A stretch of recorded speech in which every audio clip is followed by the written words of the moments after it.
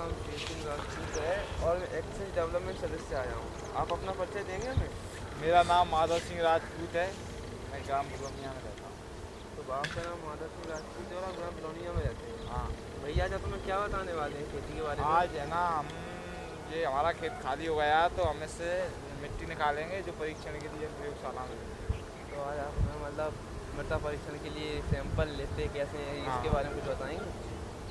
माधव भैया, हाँ, आप जो सैंपल ले रहे हैं मृदा परीक्षण अपनी मिट्टी का परीक्षण करवाने के लिए, ये किस प्रकार से लेते हैं इसके बारे में हमें कुछ बताएंगे? इसको है ना, सबसे पहले तो जो हमारी जो मिट्टी की ऊपरी सतह रहती है उसे हटा देते हैं और 4-5-6 इंच का गड्ढा करते हैं तथा उसकी जो किनोर रहती है ना, से गोल गड्ढे तो उस किनोर से जरा के मिट्टियाँ इकट्ठी करती हैं। और ये हम एक ही गड्ढे से नहीं लेते, मतलब और मेड़ किनारे से नहीं लेते हैं। जैसे पानी वानी भरा है रहता है या मान पेड़ वेड़ खड़ा है उसकी छाँव वगैरह है, तो ऐसी जगह से हम उसे नहीं लेते हैं। मतलब अलग अलग तरीके से बीच खेत से मिट्टी हटा के हम मिट्टी को इकट्ठा करते हैं। अच्छा, तो मतलब आप 5-6 जगह से खेत में से हाँ। ये मिट्टी लेते हैं, तो हमें बताएंगे आप कैसे करते हैं सारी प्रक्रिया? बिल्कुल बताएंगे कैसे करते हाँ, हैं? देखिए मैं इस जगह पहला गड्ढा खोदूंगा तो सबसे पहले जो हमारी ऊपर की मिट्टी रहती है, जैसे खुरपी हो अपना कुछ भी हो, इसको हटा देते, क्योंकि इसमें उर्वरक की मात्रा, घास फूस कचरा जो रहता है ना, वो हमारी मिट्टी परीक्षण के समय नहीं आना चाहिए। अच्छा, पहले ऊपरी सतह को जो होती है जो हाँ। अपनी बराबर से हटा देते हैं, हटा देते, और उसके बाद अपन गड्ढा करेंगे। गड्ढा करेंगे। अब हम गड्ढा करेंगे। कितना गहरा गड्ढा करेंगे? देख रहा तो चल रहा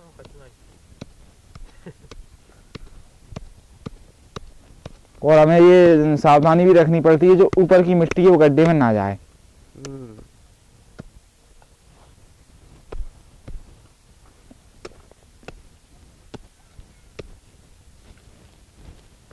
सावधानी पूर्वक इस मिट्टी को हटाते हुए हम गड्ढा करते हैं। इसके लिए सब्बल का यूज करता हूँ। अब ये हमारा साफ गड्ढा है, देख लिया आपने। हाँ। अब इसकी हम जो ये अंदर की परतें हैं, किनोर हैं, इससे माटी लेंगे ऊपर से ऐसे करते हुए। कितनी माटी लेते हैं ये गड्ढे में? आधा किलो की लगभग। आधा किलो के लगभग मिट्टी लेते हैं एक गड्ढे में से। हाँ। निकालें मिट्टी, निकालें, कैसे निकालेंगे आप? हाँ देखिए ना, ये निकाल रहा हूँ, देखिए ये इसकी मतलब हमें ऊपर की मिट्टी नहीं चाहिए, इसकी जो परत है ऊपर से नीचे तक हम जाएंगे खोदते हुए चारों तरफ से, जिससे कि हमारी मिट्टी का सही परीक्षण हो सके। देखिए इस तरह से इसे हम किसी के ऊपर इकट्ठा कर लेते हैं। ये देखिए इस थैले के ऊपर हम मिट्टी इकट्ठा करेंगे। भैया अपन ने एक गड्ढे से मिट्टी ले ली, अब अपन क्या करेंगे? और अब अपन दूसरे गड्ढे से लेंगे, से हमें 4-5 गड्ढों से मिट्टी लेनी है। 4-5 गड्ढों से लेंगे। हाँ। चलें अपन दूसरे गड्ढे से भी लेते हैं। चलो चलो। ये मिट्टी यहाँ से भी मैं साफ करूँगा और यहाँ पर भी उसी प्रकार गड्ढा खोदूंगा, ठीक उसी प्रकार भी जैसे मैंने पहले खोदा था। तो यहाँ पे भी आप कितना 6 इंच 4-5 हाँ, 5 से 6 6 इंच गहरा गड्ढा खोदेंगे ना जी। ये 5 से 6 इंच गहरा हो जाएगा, उसी प्रकार से अपन लेंगे। हाँ जी भैया बोले। अब ठीक उसी प्रकार हम इसकी किनोरों से उसी तरह माटी निकालेंगे ऐसे करते हुए, जैसे हमने पहले गड्ढे से निकाली थी। और इस माटी को हम सावधानी पूर्वक ऊपर की मिट्टी ना मिले इकट्ठा करते जाते हैं। अच्छा, खोदते जाते हैं और इकट्ठा करते हाँ। जाते हैं। कितनी माटी? आधी किलो। आधी किलो। तो लगभग हर गड्ढे से अपने को आधी किलो माटी हाँ, चाहिए। जी। तो अपने 5-6 गड्ढे जो 5-6 इंच गहरे हों उनसे हाँ। आधा किलो मिट्टी इस प्रकार निकालते, इस प्रकार से आप निकालना है ना भैया? जी, जी। अच्छा भैया, ये हम 4-5 गड्ढों से इस प्रकार मिट्टी ले हाँ। लेते हैं। अब इसके आगे क्या करते हैं हमें बताएंगे? इस मिट्टी को हम मतलब छाँव में सुखा के और मतलब इसको अच्छी तरह से मिक्स करके इसमें से मात्र आधा किलो मिट्टी हम परीक्षण के लिए ले जाते तो हैं। ये बताएं कैसे करते हैं? हाँ, ये कैसे करेंगे अब आप आगे का सब कुछ? पहले हम इस मिट्टी को अच्छी तरह से मिक्स करके फिर हम इसे छाँव में सुखाने के लिए रखेंगे। छाँव में सुखाने के लिए? हाँ। कितने दिन के लिए? 1 दिन के लिए। 1 दिन के लिए आप छाँव में सुखाने के लिए हाँ। रख देंगे। पहले अच्छी तरह मिट्टी को मिक्स करेंगे, फिर इसको एक छाँव में सुखाने के लिए 1 दिन के लिए रख देंगे। हाँ हाँ। तो ये आपकी मिट्टी मिक्स हो चुकी हाँ, हो चुकी। तो अब ऐसे छाँव में रख देंगे आप? जी देखिए, हम इसे उठा के छाँव में रख देते हैं सूखने के लिए। देखिए छाँव है यहाँ पे, आपने जो एक दिन पहले मिट्टी रखी थी वो, हाँ तो वो तो हो गई होगी, सूख गई होगी ना? हाँ सूख गई होगी ना। अब आगे की प्रक्रिया बताएंगे हम? हाँ बिल्कुल बताएंगे, अभी चलो हमारे साथ उसे देखते हैं। हाँ, ये क्या करेंगे? पहले हम इसको मिक्स करेंगे, देखिए ये मिक्स किया हमने से अच्छी से, फिर इसको समतल बिल्कुल फैला दूंगा मैं। अच्छा, ऐसे फैला दोगे? पहले मिक्स करोगे फिर फैला दोगे? फिर मैं ये हसिया उठाऊंगा और इसके 4 भाग कर दूंगा मिट्टी के। अच्छा, ये एक भाग फेंका मैंने, ये दूसरा भाग फेंका, ये तीसरा भाग फेंका। अच्छा, आपने 1 2 3 भाग फेंक दिए। मात्र ये अब चौथा भाग मेरे पास बचा है। हाँ। जैसे आपने जो अभी किया, आपने ऐसे मिट्टी को मिलाया, उसके 4 भाग किए और 3 भाग फेंक दिए और 1 भाग रख लिया, ऐसा मतलब? और क्या करते हैं और ऐसा कब तक मतलब ऐसा हम जब तक करते रहते हैं, मतलब 4 भाग जब तक मिट्टी हमारे पास आधा किलो के लगभग बच जाती है, क्योंकि हमने 3-4 किलो मिट्टी 3-4 किलो मिट्टी इकट्ठी करते हैं, तो मतलब ऐसे 4 भाग तो 5 किलो मिट्टी तो हम परीक्षण के लिए नहीं बेच सकते ना, तो आधा किलो की लगभग मिट्टी बचती है। तो उसको हम एक पॉलीथीन में भर के हमारे गांव का नाम, विकास खंड का नाम, किसान का नाम, खेत का नाम, मतलब किस खेत के जाना जाता है, खेत की पहचान वगैरह, मतलब इस सब को भर के हम प्रयोगशाला भेज देते हैं। स्लिप डाल देते और आप प्रयोगशाला भेज देते हैं।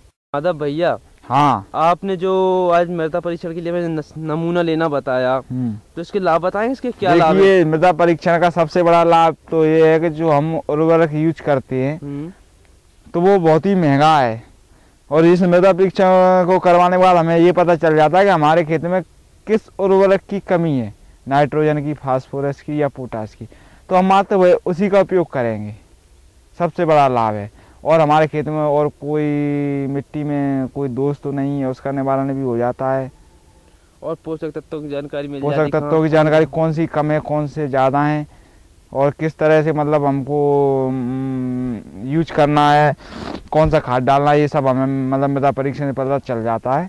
तो मतलब हम ज़्यादा लागत लगाने से बच जाते हैं। ऐसे मान के चलिए हमारे खेत में पोटास की कमी है, तो हम उसके लिए मतलब NPK डालते हैं, तो मतलब फिर हम मात्र पोटास डालेंगे। अच्छा, तो मतलब आप मृदा परीक्षण कराने से आपकी एक तो अपने पोषक तत्वों की पता चल जाता है, और ऊपर से हमें इस बात का भी पता चल जाता है कि हमारी मिट्टी मतलब किस फसल के लिए अधिक उपजाऊ है। तो आप वही फसल करते हैं। मृदा परीक्षण मतलब बहुत अच्छा लाभ है मृदा परीक्षण, बहुत अच्छा लाभ। और सबसे बड़ा मतलब ये आजकल हमारी जो मंडियाँ हैं जहाँ पे हम फसल बेचने जाते हैं, वहाँ मात्र 20 रुपये में हमारी मृदा का परीक्षण हो जाता है। अच्छा, जो कृषि उपज मंडियाँ, हाँ कृषि उपज मंडियाँ हैं वहाँ पे। अच्छा माधव भैया जी, आपने जो आज मृदा परीक्षण के बारे में हमें बताया जी, कैसे सैंपल लेते हैं, कैसे नमूना लेते हैं खेत में से, इसका आपने लाभ भी बताया, आप संदेश देंगे? क्या संदेश देना चाहेंगे? बिल्कुल देना चाहिए। मृदा परीक्षण आवश्यक रूप से कराएं।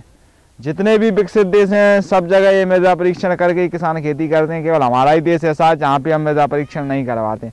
मृदा परीक्षण के जो लाभ मैं आपको बता चुका हूँ, उससे सबसे बड़ा लाभ है जो हमारी लागत है मात्र 20 रुपये में इसका मृदा परीक्षण हो जाता है। कहीं भी मंडियों में ही आजकल प्रयोगशाला हो गई हैं, तो आप सब लोग आवश्यक रूप से मृदा परीक्षण करवाएं। जो अनावश्यक पैसा फेंकता है, जो जाता है हमारा बर्बाद होता है, उससे हम बच जाएंगे। इसीलिए सब लोग मृदा परीक्षण करवाएं। हाँ, और एक बात का विशेष ध्यान रखें सभी किसान भाई, जिस तरह से मैंने आपको ये सैंपल लेना बताया है उसी प्रकार से लें, कोई गलत तरीके से सैंपल ना लें। क्यों? यदि आप गलत तरीके से कोई सैंपल लोगे तो आपकी जो मृदा परीक्षण की रिपोर्ट है वो गलत आएगी।